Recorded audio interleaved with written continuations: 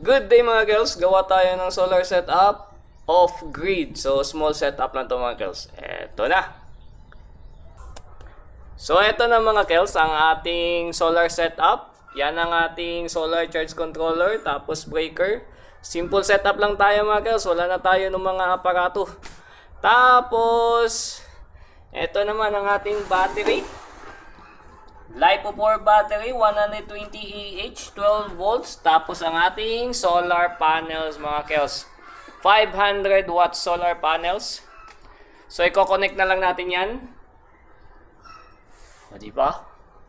Tara, subukan natin mga kels. So ayan na mga kels ang ating napakasimpleng solar setup. May kulang nga lang to. Kulang to ng low voltage disconnector. Pero okay na yan. Total daily naman tayo nagcha-charge. Ayan, nagpa-function na. Tingnan natin.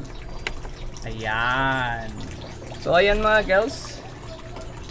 Yung panels natin is 6.3 amperes.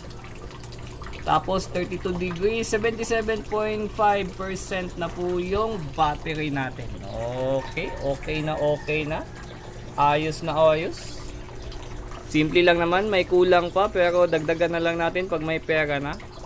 So mga girls, madalas na tanong anong kaya nito? Ngayong umaga ang umaandar ay dalawang water pump na 10 watts. Tapos isang air pump na 5 watts.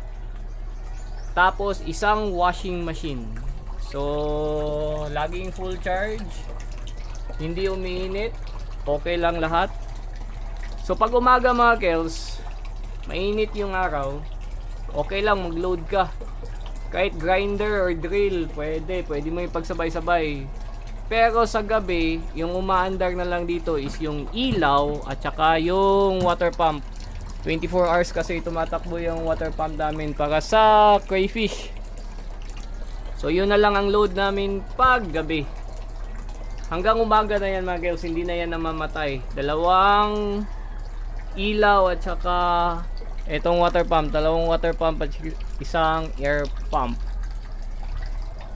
So ang nagastos ko naman dito mga kills is hindi aabot ng 14k. Ang tanging mahal lang dito mga kills is eto, LiPo4 battery worth 7.5 at saka yung solar panel dun sa taas worth 3.5. Pero ito mura lang to mga kels. Ito 800 lang to. Ito nasa mga 1k lang ata to. Tapos ito lang. Ito tapos wiring. Yan. So sa umaga libre kami ng kuryente.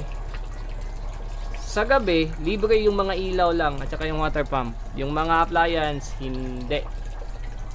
hindi namin sinubukan sa ref. Ang subok lang dito is TV, washing machine at saka sound system. Okay.